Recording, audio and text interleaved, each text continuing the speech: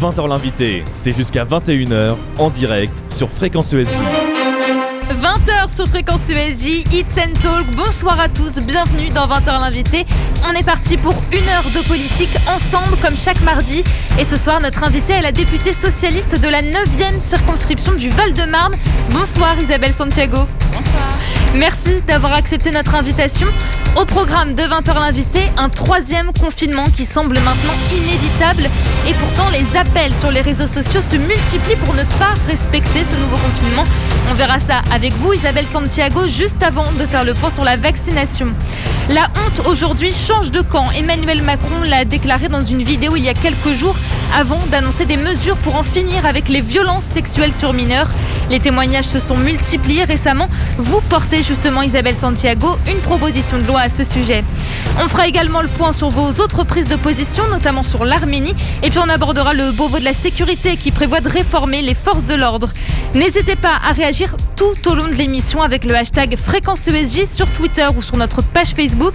Vous pouvez poser vos questions à Isabelle Santiago. 20h l'invité en direct jusqu'à 21h avec Isabelle Santiago. C'est parti. 20h l'invité en direct jusqu'à 21h. Avant de nous plonger dans votre parcours, Isabelle Santiago, la rédaction politique de Fréquence ESJ a choisi le mot du jour. Il résume une des grandes actualités de ce mardi 26 janvier. Et ce mot, c'est cirque. Une proposition de loi sur le bien-être animal était débattue aujourd'hui à l'Assemblée nationale. Elle prévoit notamment d'interdire tous les spectacles d'animaux sauvages d'ici 5 ans. Les cirques itinérants sont directement visés. Isabelle Santiago, on le sait, le Parti socialiste soutient cette loi. Alors pour comprendre, pour vous, le bien-être animal n'existe pas dans les cirques ? Je ne serais pas aussi tranchée parce que du coup, dans la réponse, ça voudrait dire que dans les cirques, les gens ne prennent pas soin des animaux. Donc, je ne voudrais pas, évidemment, taper sur les cirques. Je crois que c'est plus une évolution de la société et que du coup, j'ai été sollicitée par un nombre important d'acteurs autour de cette problématique qui évidemment disent qu'ils font très attention aux animaux. Pour autant, je crois que la société a évolué et que ce que l'on faisait il y a 20 ans, ce n'est plus pensable aujourd'hui et que ça participe aussi à cette prise de position que nous, on assume. Cette avancée, pour vous, est-ce qu'on peut crier victoire avec cette loi qui est en ce moment débattue ? Au moment où crier victoire, non. Je pense que c'est toujours important d'avancer dans la société sur certains sujets. Là, au moment où on se parle, elle est débattue à l'Assemblée nationale. Et pourquoi les sujets comme la corrida, la chasse, manquent à cette proposition de loi ? La France n'est pas encore prête à débattre de ces sujets-là, de ce bien-être animal-là ? C'est plus compliqué que ça, en fait, parce que nous, ici, on est à Paris intramuros. La France, elle a sa diversité, sa richesse, et c'est beaucoup plus complexe que ça, avec, en effet, des territoires où la chasse est faite. Moi, je suis contre, évidemment, la chasse à courre et un ensemble, la chasse à la glu, enfin, toutes les choses que nous, on trouve horribles. On est très urbain. Et il faut faire attention, la France, elle est aussi rurale et urbaine. Et il faut arriver à trouver des espaces de dialogue avec tout le monde, mais ne pas être aussi tranché comme ça sur des situations qui peuvent poser des problématiques et surtout soulever quelques polémiques inutiles, je pense. Merci Isabelle Santiago. 20h l'invité en direct jusqu'à 21h sur Fréquence ESJ. 20h04 sur Fréquence ESJ, l'heure, Isabelle Santiago, de s'attarder un peu sur vous. Une manière pour ceux qui ne vous naissent pas de vous découvrir avant qu'on attaque les sujets d'actualité. De la mairie d'Alfortville au banc de l'Assemblée nationale, Axel Rebaud retrace avec vous votre parcours. Bonsoir Axel. Bonsoir Manon Blangis. Isabelle Santiago, bonsoir. Vous êtes députée depuis septembre dernier de la 9e circonscription du Val... fin septembre. Effectivement, l'élection le 27 septembre de la 9e circonscription du Val-de-Marne. Depuis 2011, vous étiez déjà investie dans la vie politique de la région, conseillère générale puis départementale et enfin 5e vice-présidente du Val-de-Marne. Qu'est-ce qui vous a poussé à 45 ans alors, en 2011, à vous engager dans la vie politique de votre région, Isabelle Santiago ? Non, je suis engagée dans la vie politique depuis 2001 où je suis maire adjointe à Alfortville. donc pas depuis 2011. Depuis 2011, je suis conseillère départementale, donc j'étais maire adjointe, conseillère départementale et vice-présidente du département. Tout à fait. Donc il y a 10 ans, vous vous êtes lancée donc dans la politique régionale. Qu'est-ce qui vous a donné envie régionale puis départementale, effectivement. Qu'est-ce qui vous a donné envie donc de vous engager plus loin dans votre région, donc dans la politique environnante? Du coup, au niveau du département, en fait, ce sont des politiques de proximité. Et donc, c'est ça qui est très important. Et du coup, on pourra certainement le déployer tout à l'heure, mais ça va avoir un impact, y compris sur ma trajectoire sur l'enfance en danger, puisque c'est la délégation qu'on m'aura confiée. Effectivement, on va pouvoir donc, c'est les politiques sociales, en fait. Et justement, l'engagement au sein du Parti socialiste, donc ça a toujours été une évidence déjà à l'époque? Oui, j'ai grandi dans une ville qui est socialiste historiquement et du coup, c'est quelque chose qui était évidemment pour moi ancré déjà petite. Après un âge où, comme je l'ai souvent dit, j'ai eu l'occasion de le dire, à un âge où on n'a pas encore conscience de la politique. On est juste entouré de gens qui font de la politique. Et très rapidement, à l'âge de 17-18 ans, j'étais déjà militante au Parti socialiste et comme je n'ai pas 20 ans, du coup c'était en 1985. Donc à l'époque, on peut le comprendre, le PS avait alors le vent en poupe, mais entre-temps, entre le mandat très décrié de François Hollande, la débâcle de l'élection présidentielle de 2017, est-ce que ça vous est arrivé d'y penser? Est-ce que vous vous êtes posé la question de changer de parti à ce moment-là, Isabelle Santiago? Non, jamais, parce que je suis fidèle. En fait, moi, je fais de la politique à l'échelle d'une famille, à l'échelle du local. Et en fait, dans cette famille socialiste, nos bases, à l'échelle d'Alfortville et de la circonscription sur Vitry, bien sûr, mais sur Alfortville, qui est le cœur de la ville où j'ai grandi et où je milite, je me suis jamais posé la question. Donc aujourd'hui, pour vous, le PS, c'est le parti avec les idéaux de gauche en France? C'est le seul. Il n'y en a pas un autre qui vous intéresse? Pour vous, c'est le seul? Non, aucun. Non, je suis très bien au sein des socialistes. Pourtant, aujourd'hui, même un site comme Wikipédia répertorie le Parti socialiste comme un parti de centre-gauche. Est-ce que vous, Isabelle Santiago, vous dites une femme de centre-gauche? Je me suis toujours dit, à l'époque, on disait social-démocrate. Après, on n'était pas forcément social-démocrate parce que si on comparait avec d'autres pays européens, c'était pas la même culture. Mais moi, je me situe sur ce plan-là. Et surtout, en fait, dans les inégalités, je trouve que comme j'ai toujours été depuis des années une élue, donc en gestion. Et donc, je suis raisonnable entre ce qu'on essaye de faire avancer pour lutter contre les inégalités et la réalité de la gestion, qui est aussi essentielle pour pouvoir faire des propositions aux électeurs, mais ensuite pouvoir essayer en tout cas de les réaliser. C'est le but pour lequel on nous fait confiance. Il y a une question qui est soulevée le 27 septembre 2020 lorsque vous êtes élu député lors des élections législatives partielles du Val-de-Marne. On note quand même 89% d'abstention dans la région. À quel moment est-ce qu'on se sent légitime de siéger à l'Assemblée nationale avec seulement 11% des voix exprimées, Isabelle Santiago? Tout d'abord parce que le résultat, c'est pas celui-là. Donc quand vous gagnez avec plus de 50%. Donc du coup, vous ne regardez pas les choses de la même manière. Après, quand on est candidat et que les élections sont terminées, que ce soit le premier tour ou le deuxième tour, on a cette triste réalité de voir l'abstention. Donc sur une partielle, si je vous prends un exemple très précis... C'est quelque chose que vous déplorez donc quand même, cette abstention? On le déplore, mais sur une partielle, c'est toujours autour de 15 à 20% de participation, ce qui est évidemment à déplorer, mais c'est une réalité. Après, le basculement se fait sur la ville voisine qui a très faiblement voté parce qu'en plus, il y avait eu un petit souci quelques mois avant sur la collectivité et peut-être que ça a aussi aidé à ce que les gens ne soient pas très mobilisés sur une élection. Et je vous rappelle aussi, c'est important quand même pour les électeurs, il y avait aussi une campagne dans le cadre du Covid. Ce n'est pas simple de mener des élections sur une partielle. C'est important de le situer dans son contexte. En tout cas, depuis le début de votre engagement politique, il y a un combat que l'on retrouve beaucoup, c'est celui donc de la protection de l'enfance. On l'a déjà évoqué et on aura l'occasion d'y revenir, notamment avec le texte que vous avez proposé à l'Assemblée. À quel moment c'est devenu une priorité pour vous, ce combat pour la protection de l'enfance? Est-ce qu'il y a eu un événement déclencheur un jour?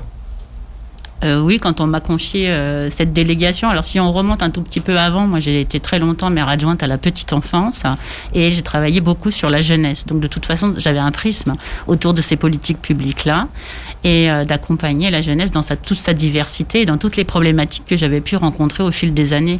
Ensuite, quand on m'a confié, donc en 2011, cette délégation, eh bien, très rapidement, comme je suis une élue de terrain, je suis allée rencontrer les personnes. Et les personnes, c'est des enfants. Et quand j'ai vu ce que j'ai vu, à savoir des difficultés majeures et des parcours de vie qui avaient été déjà brisés si jeunes, donc je ne rentrerai pas forcément dans des détails si vous le souhaitez, mais en tout cas, ça m'a marqué. Je me suis dit, tout ce mandat, je le ferai pour eux, en fait, pour essayer de changer dans la prise en charge des enfants et de les accompagner au mieux, et puis surtout de leur préparer un meilleur avenir. On le comprend. Merci beaucoup, Isabelle Santiago. 20h l'invité, c'est jusqu'à 21h en direct sur Fréquence ESJ. Le président de la République Emmanuel Macron ne parlera pas cette semaine. Il souhaite voir les effets du couvre-feu avant de prendre la parole. Mais un troisième confinement semble de plus en plus se profiler. Hier, la France a franchi le bar des 3000 patients en réanimation. Un chiffre inquiétant. On voit ça juste après Enjoy the Silence de Dépêche Mode sur Fréquence ESJ, It's and Talk. Fréquence ESJ, il est 20h14 et Isabelle Santiago, députée du Parti Socialiste, est avec nous en direct jusqu'à 21h. Vous pouvez d'ailleurs lui poser vos questions comme l'a fait Valentin sur notre page Facebook en message privé avec le hashtag Fréquence ESJ. C'est comme vous le souhaitez. L'équipe de 20h l'invité les récupère toutes sans exception sur Facebook et Twitter. Troisième confinement ou pas, c'est la question à laquelle le gouvernement semble ne pas vouloir répondre très franchement. Au même moment, de plus en plus de restaurants et de bars clandestins ouvrent secrètement leurs portes. Axel Rebaud. Isabelle Santiago, est-ce qu'il faut, oui ou non, rouvrir est-ce qu'il faut, oui ou non, un troisième confinement, pardon? Alors tout d'abord, comme vous l'aurez noté, je ne suis pas ni le président de la République, ni le gouvernement. Donc actuellement, ils sont en train, eux, de prendre des décisions. Tout à fait, mais vous êtes une députée, vous avez une voix qui compte. Je suis une députée, mais au moment quel est votre avis sur la question? Mais au moment où je vous parle, moi personnellement, je n'ai pas d'informations sur ce qu'ils vont faire et dans les décisions qu'ils vont prendre. Après, je pense qu'il faut nuancer les choses, compte tenu que nous n'avons pas, nous, accès aux chiffres. On a des chiffres qui sont donnés, bien évidemment, dans le cadre du global, mais la situation qui permet d'éclairer... Quels chiffres on ne vous donne pas, Isabelle Santiago? Non, quand un président de la République ou le ministre de la Santé prennent des décisions, ils sont avec un ensemble d'éléments qui prennent en considération la situation sanitaire et puis la situation qui est globale. Moi, mais ces chiffres, on les connaît, ils sont connus, ils sont publics. Ils sont connus puisque du coup, c'est les chiffres que l'on voit. Mais pour autant, ils sont éclairés. Vous imaginez bien quand même qu'à ce niveau-là, ils sont éclairés par différents propos et conseils. Donc, sur le confinement en soi, moi, au stade où on se parle, ce qui est sûr, c'est qu'il faut protéger la santé des Français. C'est ce qu'on essaye de faire depuis des mois. Et donc, justement, Isabelle Santiago, mais pour le confinement, pour protéger les Français, est-ce que vous êtes favorable à un troisième confinement? Oui ou non? Non, c'est pas oui ou non aussi simplement la réponse. Parce que du coup, je vous dis en fait que le premier confinement, le deuxième confinement, un troisième confinement, la société et les personnes sont en grande fragilité. Donc vous êtes opposé à un troisième confinement alors? Je suis pas opposée. J'attends en fait de prendre la décision qu'ils vont prendre, mais je peux pas vous dire moi en tant que députée oui ou non il faut fermer. Peut-être qu'il y a des endroits en France où ça peut être fermé, peut-être qu'il y a des endroits où c'est peut-être possible d'améliorer les choses en fonction des critères du taux d'incidence. Donc, votre réponse c'est quoi, Isabelle Santiago? Une réponse globale. Qu'on prenne des décisions plus locales sur Je pense que plus local ça pourrait être intéressant parce que je pense que tous les territoires ne sont pas au même niveau. Mais je vous dis, il faut bien penser aussi les conséquences que ça donne, y compris de fragilité psychique. Les gens sont vraiment très fatigués de ce Covid donc qui vous dure depuis des mois. Donc vous êtes défavorable à un confinement national. Donc vous préféreriez que les décisions soient prises au niveau local, c'est ça? En fonction des réalités, évidemment, qui sont avec des chiffres que tout le monde a, puisqu'il y a un data qui est indiqué. Pour autant, en fonction de la saturation et des problématiques dans les hôpitaux, bien évidemment, il faut regarder ça avec une grande attention. Il y a des élus d'ailleurs sur le terrain qui le disent et qui eux demandent la fermeture et qui demandent le confinement. Mais donc, pas vous donc. Moi, je dis... On vous sent un peu tiède sur la question. Non, justement, je suis pas tiède. Je dis juste qu'un 3e confinement, c'est quelque chose de très difficile pour tout le monde. Bon. Et c'est très difficile, y compris pour les enfants, y compris par rapport à tout ce qu'on a vu sur le premier confinement.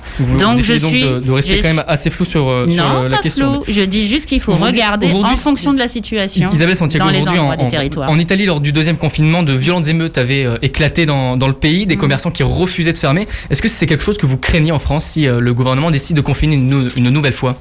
Non, je trouve que les Français, compte tenu que ça dure maintenant depuis presque 1 an, sont très très très raisonnables. Donc je le crains pas. Je crains par contre qu'il y ait des très grosses fragilités avec que ce soit la jeunesse ou que ce soit les situations des restaurateurs et la diversité de tous les métiers impactés, il y a un ras-le-bol. Ça peut amener à des situations complexes. Par ailleurs, je ne le crains pas pour l'instant. Pour l'exécutif, c'est impensable de confiner seulement une partie de la population, par exemple les plus fragiles. Est-ce que vous, Isabelle Santiago, c'est une idée à laquelle vous pourriez être favorable, de confiner par exemple uniquement les personnes vulnérables, les personnes les plus âgées ? Non, ça je ne suis pas pour ce confinement sous cette forme-là, surtout qu'en plus les personnes qui sont vulnérables et très fragiles, voire les personnes âgées, font très attention et sortent moins qu'avant. Et d'ailleurs les sorties sont quand même assez limitées entre nous, il n'y a pas énormément de sorties à faire, à part faire ses petites courses. Justement, donc, sur les sorties qu'on ne peut plus faire, donc depuis plusieurs mois, des bars et des restaurants clandestins ont ouvert, ils se sont même multipliés ces dernières semaines. Est-ce qu'il faut être plus ferme avec ces écarts, Isabelle Santiago ? Est-ce qu'il faut des mesures plus fortes, des sanctions aussi ? C'est-à-dire c'est compliqué. S'ils sont clandestins, c'est que forcément, à la base, on ne les connaît pas. Mais ensuite, au moment où ils se découvrent, oui, je pense qu'il faut être très attentif à ces questions-là. Mais je crois que le travail est fait et que quand il y a des choses qui sont organisées de manière clandestine, pourtant, ils interviennent. On le voit notamment aux infos des différents articles qui paraissent. Ils se multiplient, il y en a de plus en plus. Il y a de la désobéissance civile qui est claire, qui même s'accentue. Est-ce que du coup, il faut une réponse plus répressive sur ces commerçants ? Non. Est-ce que vous êtes pour donc des peines plus lourdes, pas d'amende supplémentaire ? Non, je pense qu'il faut. Et je vous dis, on traverse une période tous ensemble extrêmement complexe sur le plan sanitaire, économique et social. Et c'est normal qu'il y ait des choses qui à un moment donné, fassent que des personnes peuvent faire des choses qui sont interdites. Donc vous comprenez cette désobéissance de la part des restaurateurs ? Je ne la comprends pas, je ne la partage pas. Je ne vais pas dans les soirées clandestines, pour être très clair. Mais en même temps, il faut savoir augmenter, parce que votre question c'est de savoir s'il faut augmenter la peine. Non, je crois qu'ils sont déjà sanctionnés de manière extrêmement forte par la justice. Donc il n'y a pas à rajouter, la situation est suffisamment compliquée comme ça. Merci Isabelle Santiago. De rien. 20h l'invité, c'est jusqu'à 21h en direct sur Fréquence ESJ. On est ensemble jusqu'à 21h effectivement, mais vous pouvez écouter et même regarder 20h l'invité à tout moment. Toutes les émissions de Fréquence ESJ sont disponibles en podcast sur Deezer, Spotify ou encore Apple Podcast et en vidéo sur la chaîne YouTube Fréquence ESJ. N'hésitez pas à y faire un tour pour découvrir toutes nos interviews. Plus d'1 million de Français vaccinés, c'était l'objectif du gouvernement pour la fin du mois de janvier. Un objectif d'ores et déjà atteint. Malgré ça, l'opposition et l'opinion publique se montrent très critiques vis-à-vis de la stratégie retenue par l'exécutif. Ce dernier cherche donc à rassurer, quitte à parfois se montrer trop optimiste. Bonsoir Théo Grévin. Bonsoir Manon, bonsoir Isabelle Santiago. Cette campagne de vaccination, est-ce qu'il ne faudrait pas lui laisser un petit peu de temps pour faire ses preuves avant de tout remettre en cause comme l'a fait l'opposition ces dernières semaines ? Faire ses preuves, c'est-à-dire que très concrètement, on est confronté à une réalité, c'est que avoir patienté dans le cadre de la mise en œuvre de cette vaccination, ils ont plutôt été sur les 60% sur les sondages qui donnaient plutôt 40% de gens qui voulaient bien se faire vacciner, puis 60%. Et je pense que le temps qu'on a perdu au travers du démarrage de cette campagne de vaccination a créé à un moment donné, maintenant que le vaccin, les gens ont vu que c'était possible de se faire vacciner, que les centres sont en train de s'installer, c'est vrai que les plus de 75 ans sont très très nombreux à vouloir se faire vacciner. Vous expliquez donc, que l'exécutif n'a pas prévu assez large au départ, en se disant... Ils ont pensé, je ne sais pas, je n'en ai pas parlé avec eux, c'est l'impression que ça donne. Ils ont été plutôt un peu sur... nous allons commencer sur les EHPAD, ce qui était évidemment important, mais les EHPAD, c'était compliqué puisqu'il faut avoir possibilité de trouver, bien sûr, de prendre contact avec la famille. Il fallait un médecin, il faut pouvoir faire en sorte que la personne qui est très fragilisée, dans une EHPAD, c'est pas une résidence de maison de retraite, hein. C'est des gens qui sont dans la dépendance. Et justement, cette stratégie de commencer par les EHPAD, est-ce que vous trouvez ça justifié ? Ça, je trouvais ça justifié, mais je savais que ça allait forcément prendre du temps. Moi-même, ma mère a été à un moment dans sa vie, avant son départ, en EHPAD, et je sais très bien que je me suis posé la question, puisque du coup, je me suis sentie, entre guillemets, concernée, et par cette gestion, je me suis dit, mais mon Dieu, si ma mère avait été en EHPAD encore en ce moment... forcément que la question, il aurait fallu passer par la famille, décider, etc. Et ça prend du temps. Donc je pense que cette partie-là, elle n'a pas forcément été tout de suite intégrée. Et ensuite, sur la mise en œuvre qui se met en ce moment dans tous nos territoires, pour les plus de 75 ans, c'est vrai qu'ils sont très nombreux. Ils appellent les plateformes, déjà, il y a un numéro, mais en fait, ils ont quand même beaucoup parlé sur les plateformes. Et quand vous avez des personnes de 89 ans, une plateforme numérique, en fait, il y en a qui sont branchés. C'est très difficile pour mais plusieurs personnes. Mais c'est pas facile. Mais on voit que plusieurs élus critiquent aujourd'hui cette stratégie vaccinale, alors qu'au moment où elle a été présentée à l'Assemblée, on n'a pas le souvenir de députés qui expliquaient que ça allait être un échec. Pas du tout. Pour quelle raison ? Alors là, c'est parce que vous n'avez pas vu le travail qui était fait par les parlementaires. Dès le mois d'octobre, en fait, il y avait déjà à l'échelle internationale des pays comme en Europe, l'Allemagne ou d'autres pays qui commençaient déjà à être dans l'organisationnel de la préparation de la vaccination. Et plusieurs questions d'actualité, et donc c'est public, vous pouvez les reprendre, de plusieurs groupes politiques, mais dont le Parti socialiste a commencé en octobre-novembre à poser des questions d'actualité, plutôt novembre d'ailleurs, pour dire quelle est votre stratégie, etc. Est-ce que vous auriez souhaité qu'il y ait un débat suivi d'un vote à l'Assemblée ? Là, il y a eu juste un débat. Oui, c'est toujours mieux quand il y a débat et vote à l'Assemblée, puisque du coup, on est des députés de la nation et que chacun on représente des circonscriptions. Mais pour autant, la période qu'on traverse, moi, je suis vraiment toujours assez prudente, raisonnable. Et en fait, la période que l'on traverse, elle est très compliquée. Donc, c'est vrai que sur cette vaccination, en amont, j'ai trouvé que par rapport à d'autres pays, on n'était pas forcément bien préparé.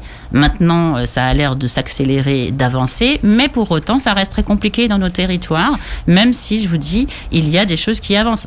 Mais je vais vous donner oui, la France a vacciné près d'1 million de personnes. C'est ce qui était prévu pour la fin du mois, c'est déjà atteint. Est-ce que vous comprenez quand même qu'au final, cette stratégie elle repose sur le nombre de doses reçues ? On ne peut pas faire plus ? Non, mais ça c'est au niveau européen sur les doses que l'on reçoit. Après, et justement, est-ce que l'Europe est un problème ? Non, l'Europe, le fait d'attendre les autorisations européennes, le fait d'avoir les doses que l'Europe nous accorde, est-ce que ça c'est un problème ? Ça en est un, puisque du coup, on a les doses qui nous sont données et que tout le monde voudrait accélérer. Mais je crois que sur la production, il faut qu'on soit en capacité, je l'espère, d'avoir une stratégie de vaccinale qui va s'accélérer, parce que là, actuellement, très concrètement, pour vous donner des détails, parce que moi, je suis une élue de terrain, eh bien, il y a 13, par exemple, dans le Val-de-Marne, il y a 13 centres de vaccination, mais la réalité, c'est qu'il y a des personnes qui sont âgées, qui sont chez elles et qui ne sont pas en EHPAD, qui voudraient se faire vacciner, et c'est un peu loin de chez elles. Donc il faut trouver toutes les infrastructures pour organiser cette vaccination. Et en fait, sur les territoires, ça se met en place, mais c'est compliqué. Et les personnes, évidemment, nous mobilisent, et à juste titre, pour essayer de trouver des solutions. Mais il ne faut pas ouvrir des centres de vaccination si les doses ne sont pas là. Non, et c'est pour ça que c'est compliqué. C'est-à-dire qu'en effet, actuellement, il n'y a que... Si je prends l'exemple de mon département, il y a...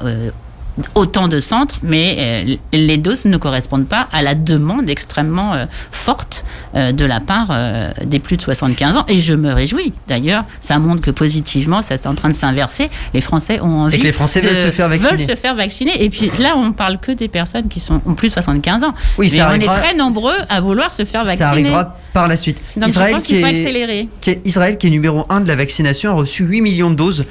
Pfizer en payant 40% plus cher la dose que l'Europe. Est-ce que c'est normal ? Est-ce qu'on ne devrait pas faire la même chose, négocier directement avec le fournisseur ?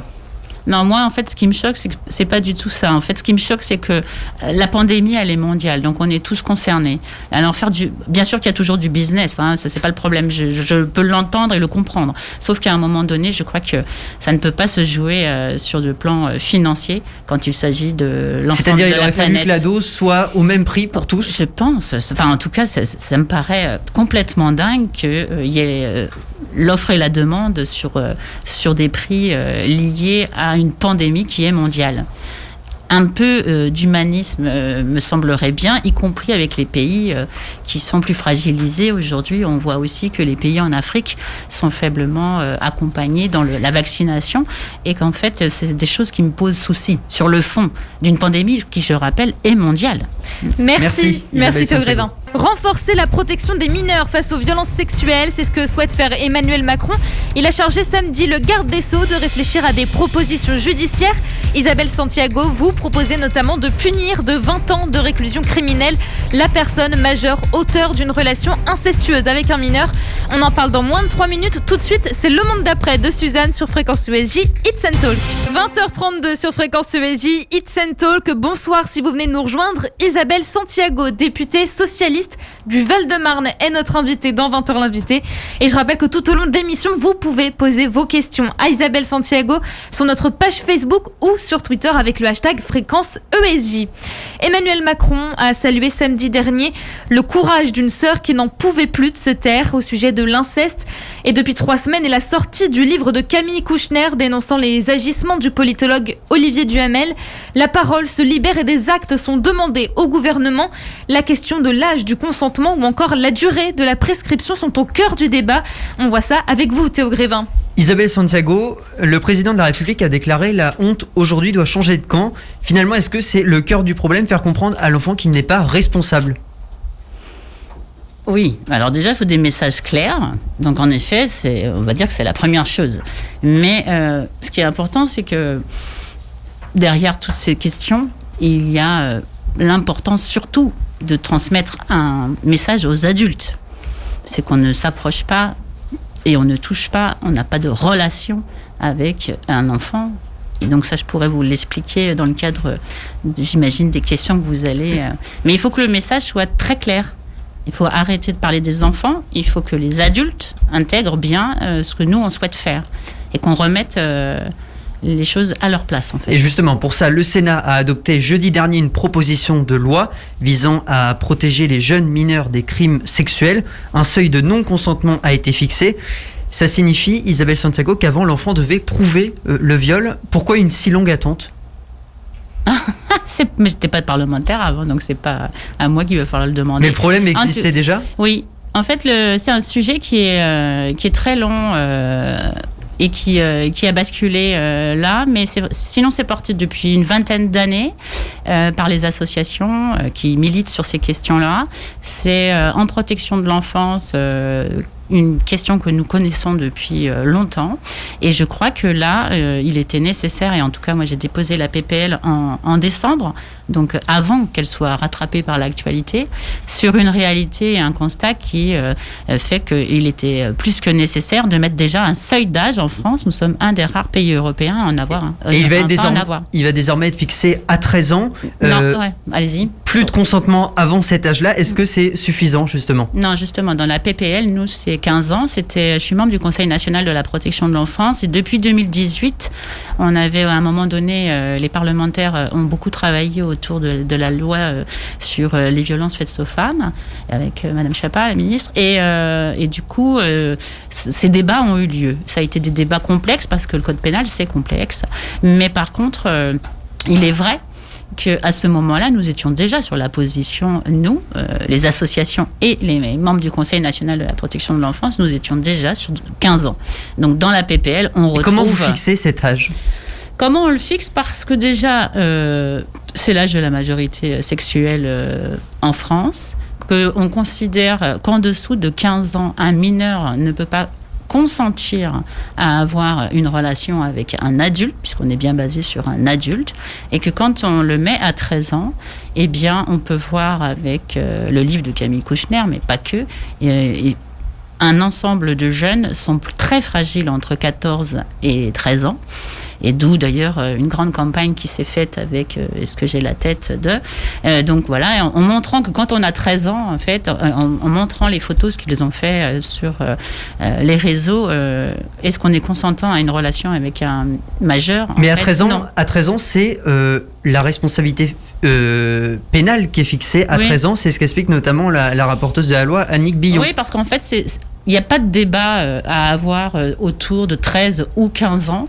La réalité, c'est que 15 ans, c'est le bon âge. Il y a en fait 2 écoles de pensée. Il y a ceux qui pensent 13 ans parce qu'ils sont sur cette majorité liée à l'ordonnance de 45. Et puis, il y a ceux qui sont sur la majorité de l'âge sexuel de 15 ans. Mais est-ce que 15 ans, il n'y a pas un risque que ça soit censuré par le Conseil constitutionnel? Non, parce qu'on crée des crimes spécifiques et qu'on va faire en sorte que ce ne le soit pas. Et à un moment donné, il faut aussi savoir quelle société on veut.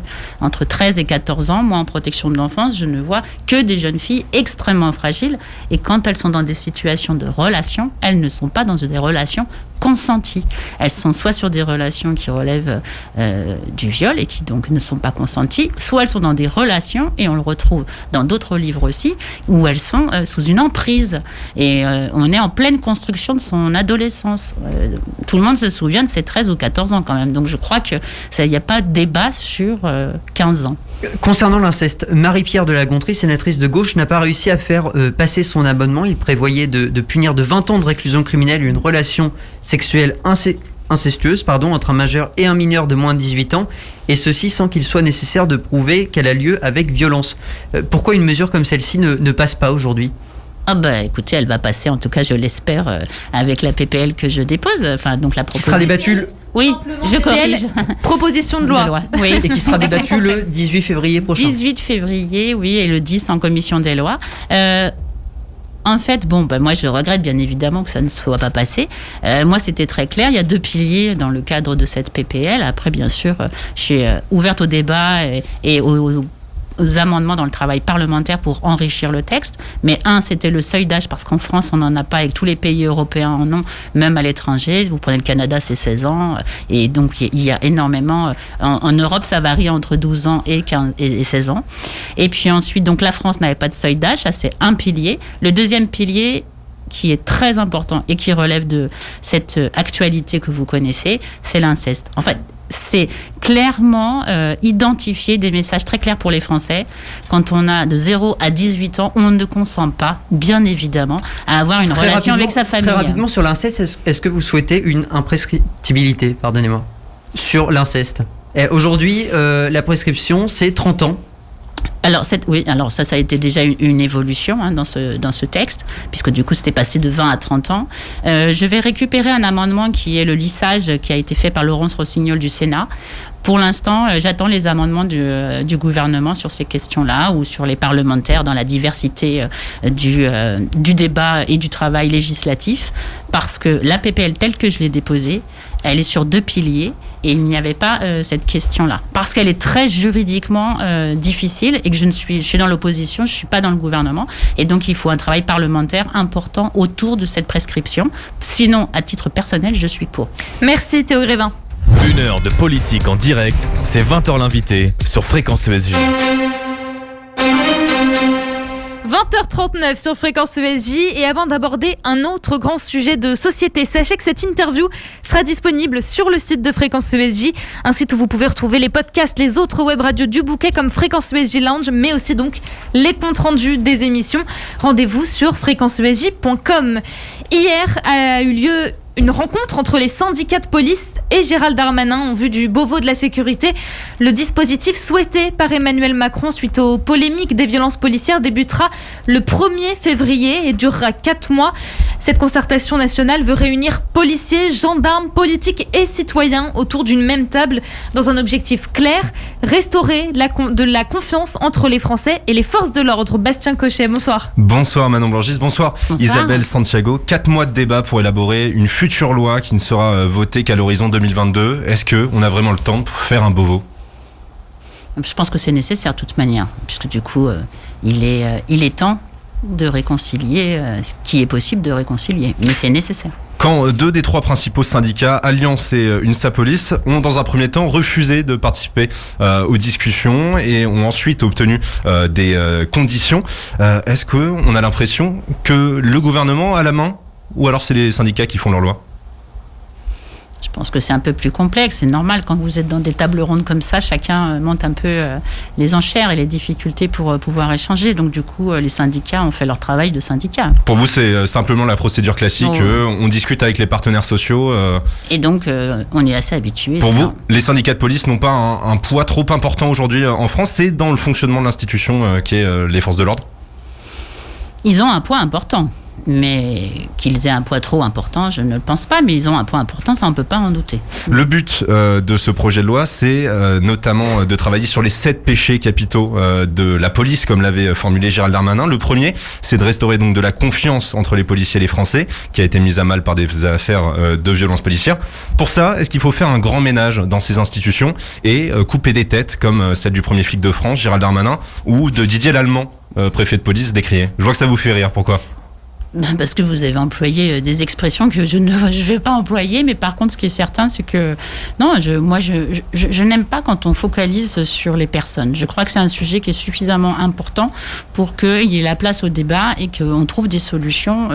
Et je pense que ce Beauvau peut, avec le travail de tous, parce que j'ai entendu que c'était pas que les syndicats et le côté ministériel. On va en venir juste après. Vous m'avez dit des maires, des élus, des parlementaires. Si les territoires sont inclus, je pense que chacun peut apporter une pierre dans une réflexion et aménager les choses pour en tout cas trouver Mais comment est-ce qu'on peut restaurer de la confiance lorsque, à la tête de ces discussions, il y a des personnalités qui sont extrêmement décriées par une partie de la population ?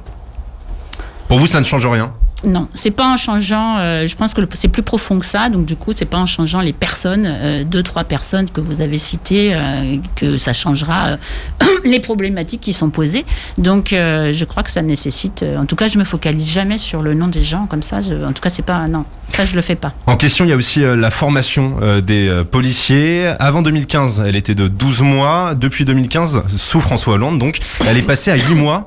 En Europe, par exemple, au Danemark, c'est 3 ans pour former les policiers. Comment est-ce qu'on est audible en tant que socialiste lorsque ce délai a été réduit sous la présidence de François Hollande ?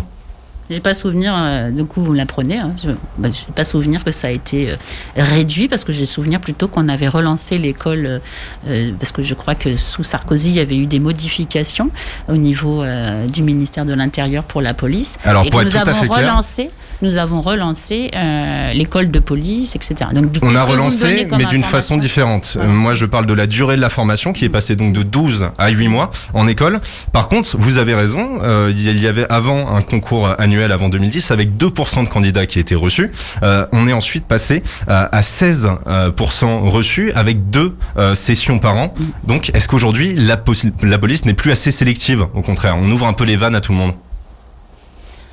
Non, je ne pense pas qu'on l'ouvre à tout le monde. En fait, je crois que ça s'inscrit dans la durée. Il y a eu des restrictions, des baisses de services publics et donc de la police pendant plusieurs années, et c'est pour ça que je vous faisais part à l'époque de ce qui s'était passé sous Nicolas Sarkozy. Ensuite, le gouvernement, le suivant, a essayé de redonner du service public dans les quartiers et donc de reformer des policiers. En soi, c'est les chiffres. Oui. C'est le gouvernement de François Hollande qui est passé de 12 mois à 8 mois. Non, mais pour la formation, je ne doute pas de ce que vous me dites. Je vous dis juste que ça s'inscrit dans la durée sur les besoins en service public, et la police, on en a besoin. Donc du coup, la formation, si la question est très précise, je vous réponds, elle doit forcément être plus longue. Justement, c'est évident. Si on a besoin de la police, un des autres points, c'est l'encadrement et les moyens humains qui sont alloués à cette police.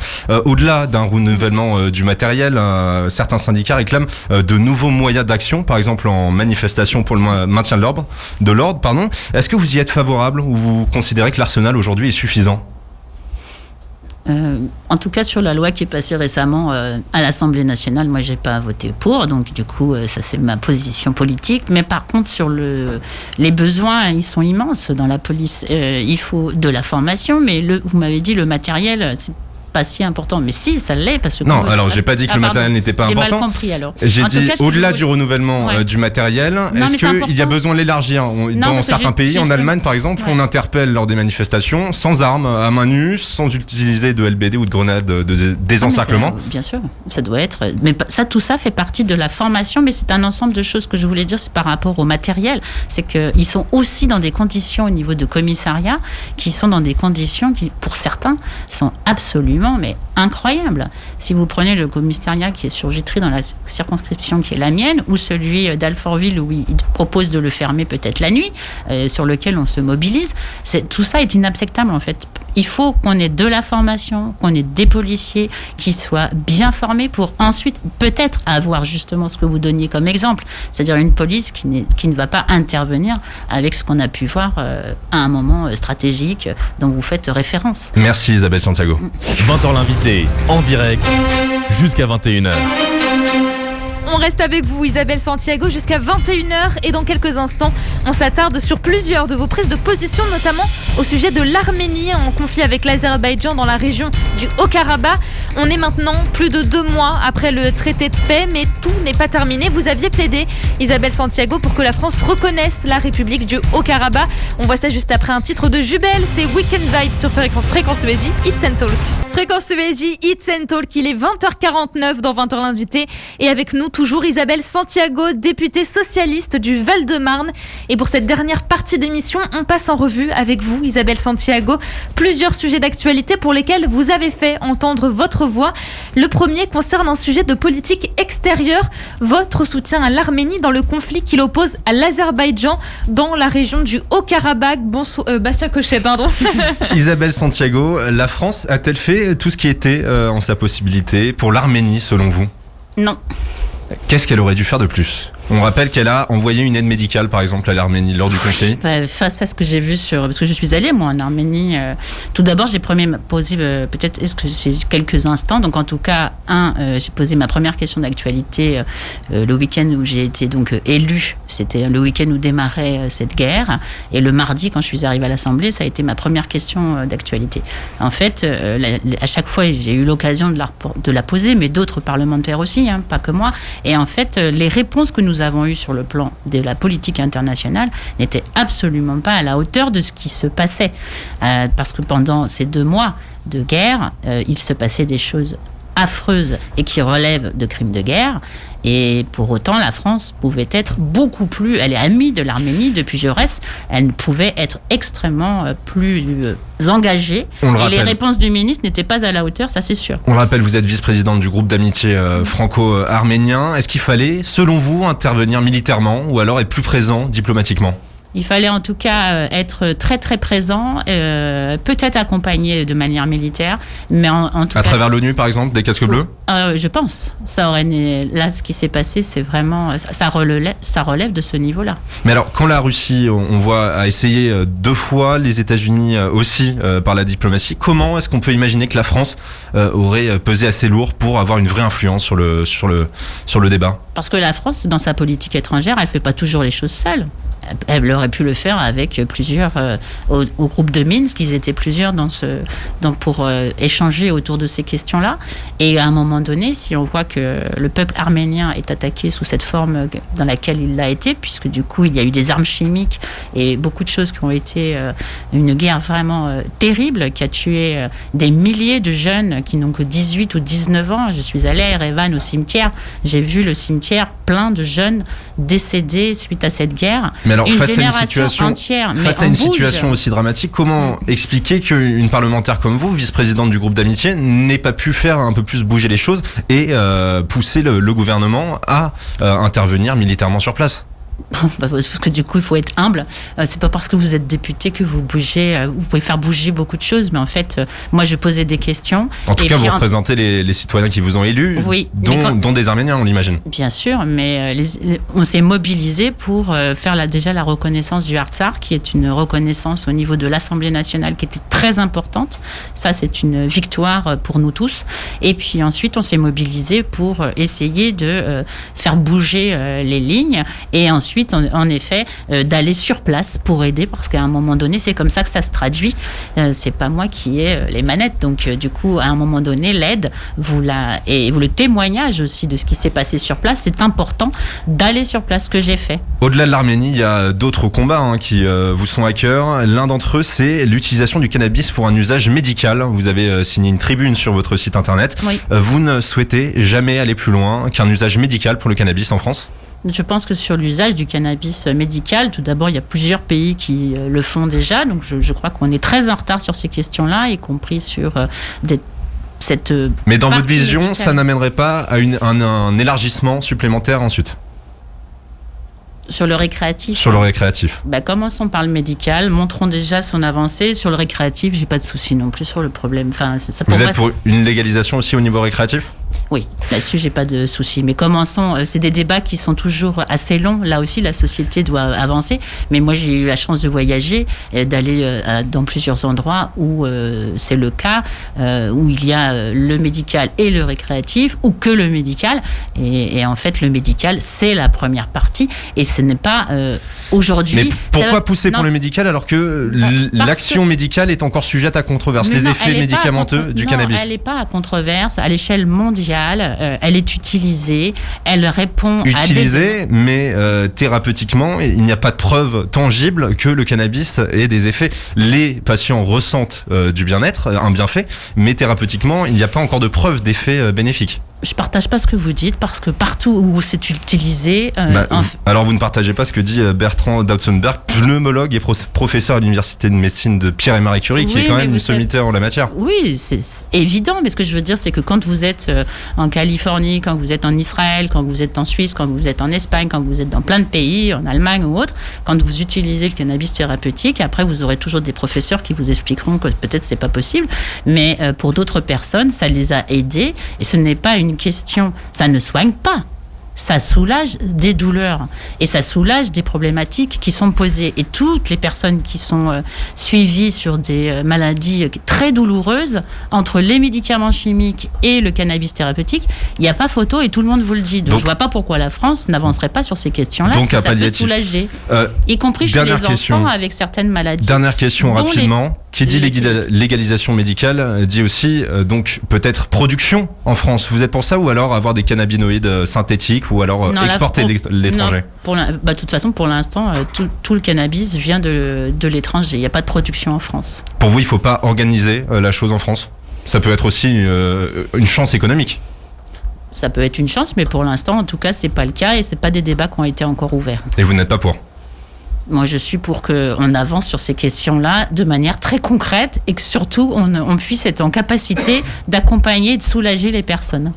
Merci, Bastien Cochet. 20h l'invité, en direct jusqu'à 21h sur Fréquence ESV. C'est le moment de répondre aux questions qui nous ont été envoyées. Vous avez été nombreux, merci. Isabelle Santiago, merci. On a sélectionné parmi ces questions celle de Tristan, un étudiant, qui vous demande qui vous demande si le Parti socialiste est pour un retour en cours des étudiants. Ah, le Parti socialiste. Écoutez, oui, parce que vous représentez de toute façon le Parti socialiste. Oui. Moi, j'ai hâte que tout le monde reprenne une vie normale. Donc, j'ai vraiment hâte que les étudiants, on trouve des solutions, qu'ils soient en demi-groupe, en petit groupe, qu'on utilise toutes les salles. En fait, on pourrait être très inventif. Et je crois qu'on a besoin tous de retrouver une vie sociale, particulièrement, évidemment, la jeunesse. Donc, j'ai hâte qu'on trouve des solutions. Et mais est-ce qu'à ce stade-là, ils devraient reprendre les cours? En tout cas, c'est déjà le cas partiellement, mais très peu d'étudiants, finalement, retrouvent les bancs de la fac. Oui, actuellement, très peu retrouvent les bancs de la fac et je pense que c'est nécessaire. Dans les barrières sanitaires, on n'est pas obligé de regarder les choses à l'échelle de 3 salles de classe. Il faut être inventif et je pense qu'il y a capacité peut-être à ouvrir des choses auxquelles on n'a pas pensé et qui permettraient aux jeunes de pouvoir être dans une distanciation sociale. Ce qu'il faut éviter, c'est le brassage. Concrètement, quelles seraient les solutions? Qu'est-ce qu'on pourrait imaginer? On pourrait imaginer des grandes salles de gymnase, on pourrait imaginer, je dis des choses, peut-être des Bercy, je n'en sais rien. Après, si on est dans un autre endroit de la France, il y a certainement des grandes salles. En fait, pas mettre les gens forcément avec un nombre important de personnes, mais il y a possibilité de donner une vie sociale à ces jeunes qui en ont besoin. On passe maintenant à l'agenda politique de la semaine. Demain, le projet de loi pour prolonger donc l'état d'urgence sanitaire jusqu'au 1er juin est examiné au Sénat. Mercredi dernier, l'Assemblée nationale a donné son feu vert. Vous n'avez pas voté Isabelle Santiago, mais vos 3 collègues députés socialistes ont voté contre. Pour vous et le Parti socialiste, donc, aujourd'hui, la situation sanitaire en France ne nécessite pas un état d'urgence ? Non, c'est pas la question. En fait, ils ont tout actuellement. C'est l'état d'urgence que l'on renouvelle régulièrement qui nous pose souci. Et donc, du coup, l'état d'urgence permet une législation qui fait qu'on ne revient pas régulièrement. Le 1er juin, c'est trop loin ? Non, c'est pas trop loin, mais c'est la manière dont les choses se font. Quand on fait l'état d'urgence, ça permet d'avancer sur des thématiques d'un cadre législatif où ils avancent en fait sans nous. Nous, on aimerait qu'on puisse travailler. Il faut que les parlementaires soient associés aux décisions prises. Mais est-ce que ça va pas ralentir, au contraire, ces décisions ? Alors qu'on est quand même en épidémie toujours. Ah ben on est en épidémie, mais tout le monde travaille beaucoup. Merci Isabelle Santiago. 20h l'invité, en direct, jusqu'à 21h. 20h l'invité, c'est déjà terminé. Merci à tous d'avoir été avec nous, de nous avoir suivis tout au long de cette heure. Merci Isabelle Santiago d'avoir répondu à nos questions. Je rappelle que vous êtes députée du Parti Socialiste de la 9e circonscription du Val-de-Marne. Cette interview sera donc à retrouver sur le site de Fréquence ESJ. Demain, c'est Storytelling, votre émission culture et divertissement présentée par Bastien Cochet. Toute l'équipe vous donne rendez-vous en direct de 20h à 21h.